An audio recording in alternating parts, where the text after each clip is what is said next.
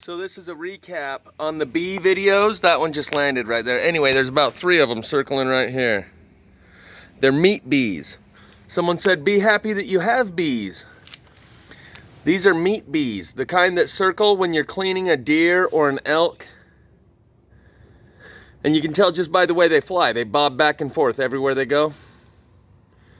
So these are meat bees, not honeybees.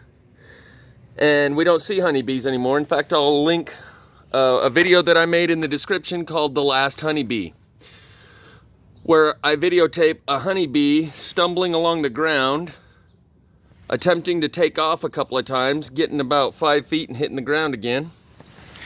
And that's what these are. These are meat bees. And so I don't think they're actually being aggressive when they keep coming at me. Like I said, I was kind of like shooing them away and getting pissed off. It's almost like they're just curious. Almost like they've never had this much territory, because nature abhors a vacuum. So where there used to be honeybees, they've now been replaced with meat bees. And they just come up and they sniff you. They just hover around you like they're curious. But that's what these are. These aren't honeybees. And we haven't seen honeybees in a long time. And in fact, there was a video like History Channel documentaries that talked about when the honeybees disappear, the humans have about 2 to 5 years left. And then we're gone too, because only wind-pollinated crops would exist thereafter. Anything pollinated by honeybees, they've already been hand-pollinating, like the cherry blossoms and stuff like that. And so there are no more wild honeybee nests, because anytime one of them's discovered, that's big money, supply and demand. Because there's such a low supply of honeybees, the demand has gone through the roof. So anywhere that there is honeybees left, you follow them to where the hive is, and a honeybee farmer snatches up the queen in the hive and puts them in a box and rents them out to farmers who need to pollinate their crops. Because otherwise they have to go along and hand pollinate them.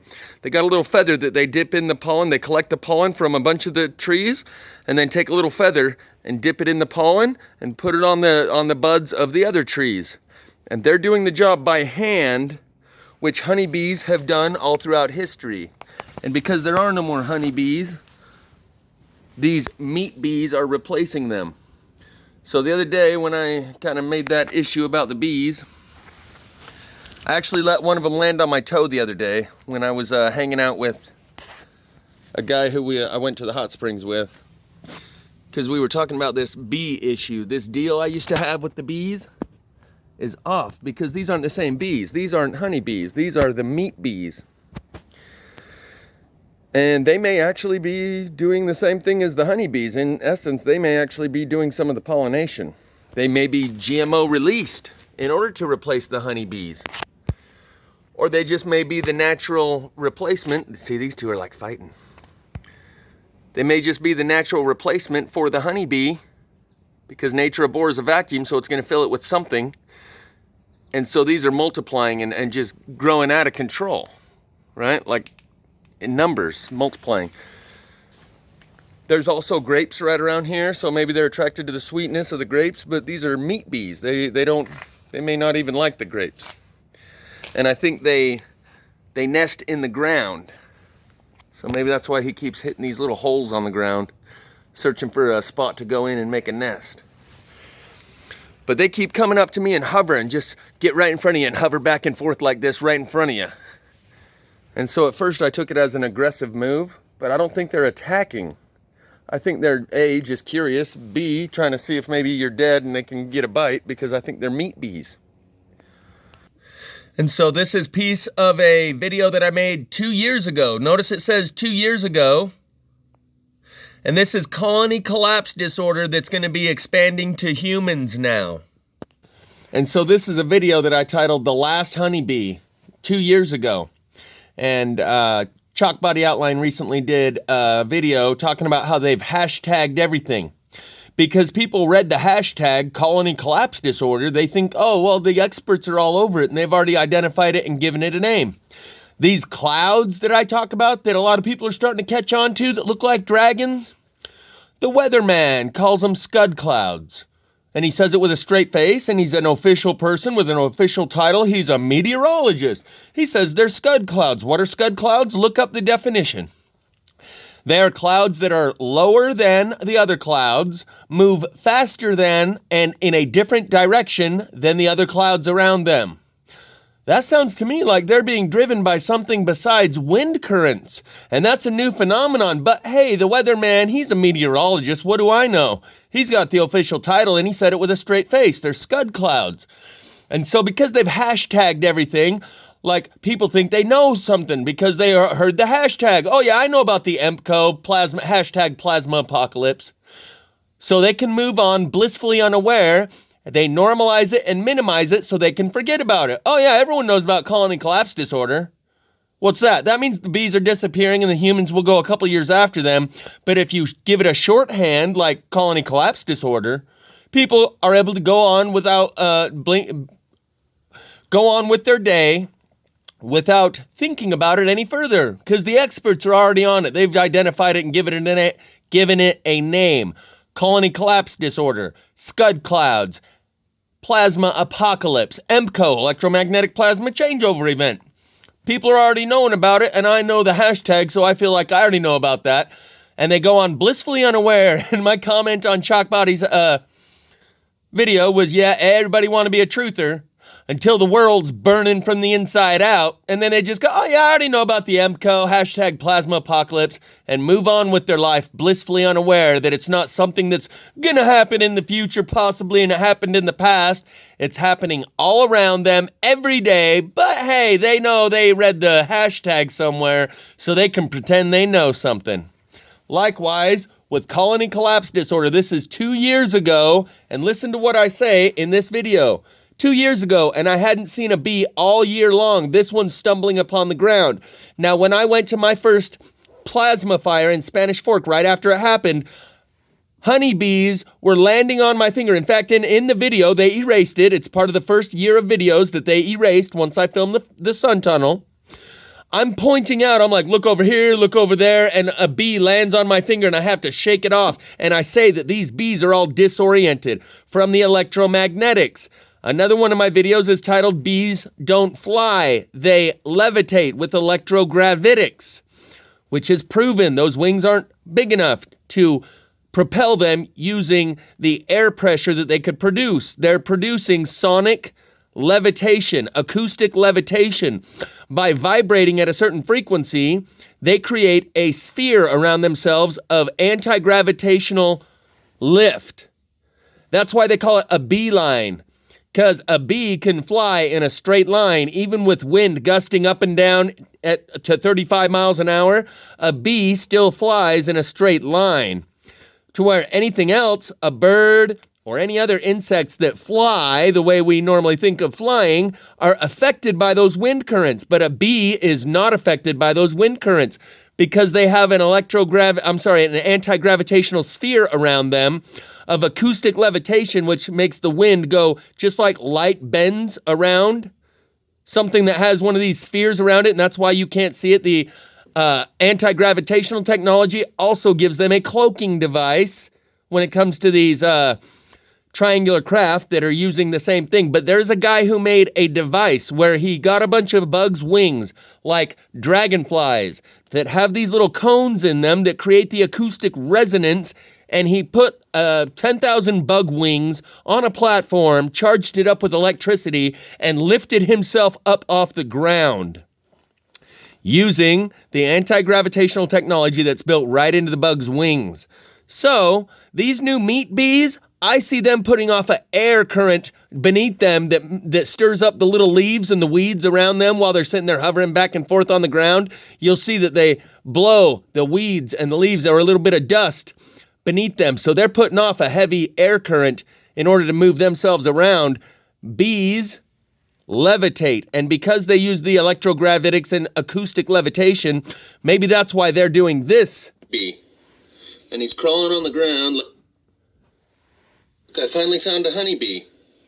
And he's crawling on the ground like he is all messed up. They got him good.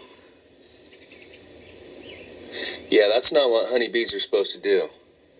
And this is the only one I've seen all year. Well, I might have seen a couple others, but they look like hybrids between flies and bees. You hear that? And as you can see, he's not doing too well. Yeah. I just turned the light up a bit. So that's what's happening. A lot of people haven't even seen a honeybee. Kids these days haven't ever seen a honeybee. They've seen hybrids and meat bees. And they think, oh, well, hey, there's still bees. That's why there's pollen all over the grapes and all over everything else. Our grapes this year smell more perfumey than ever before. And it's because they're loaded with pollen because there's no bees picking them up. Because something happened to the bees.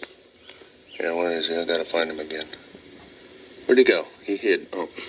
What's going on there? I don't know why it won't get rid of that pause thing in the middle, but whatever. Right there.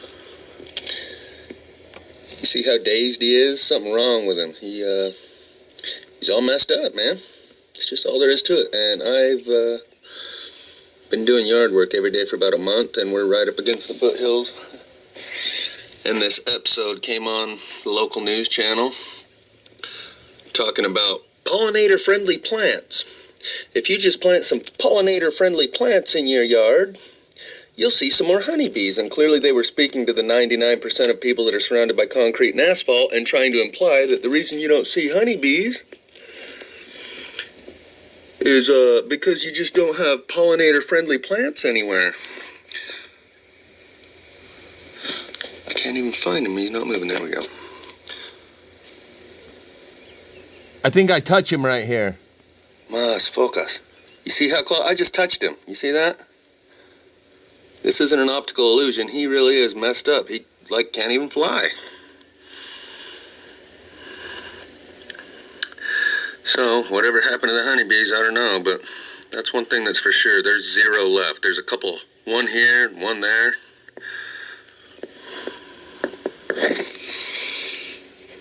And the only thing I've seen hitting the grapes or anything else for pollen and collecting pollen is bee-like insects, like an overgrown fly. In fact, this one looks like he might not.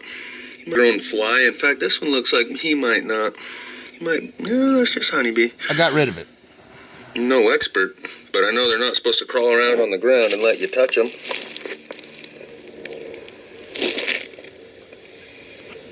So, since I saw a honeybee, and I haven't seen one all year, and I've been making note of it.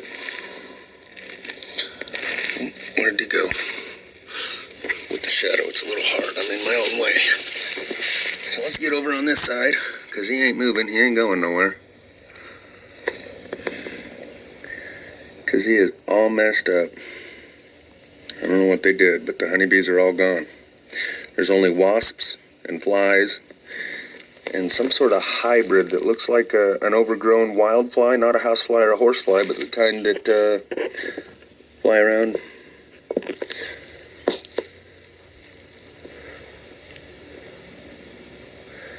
In the wild. Look, he ain't moving. Something wrong with him. And I didn't do it to him. You can't even get him to fly. So, and people just kind of dismiss it and go, well, what are you going to do, you know?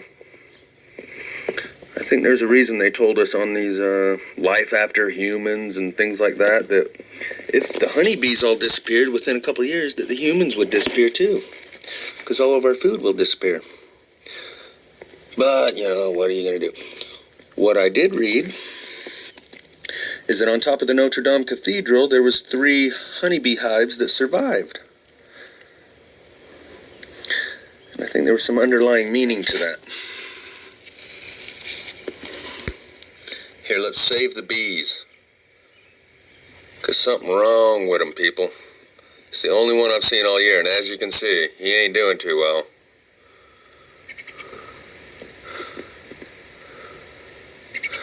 So, when you hear people saying there's no bees, they're gone. And the one here, or the one there that's left, look. See something wrong with this picture? Yeah, but what am I gonna do? Well, apathy and complacency probably ain't gonna help anyone. You might get a little bit of a reprieve just for the fact that you tried to do something, anything, even if it's raise awareness, okay? raising awareness for breast cancer by selling pink shoelaces for $50 and saying you made a contribution, that's just to get us to accept it. Raising awareness that the bees are gone means we got to do something like right now. Or don't. Keep your blinders on, go about your business. And enjoy the famine. As for me, look, he's like a quarter-inch away from my finger.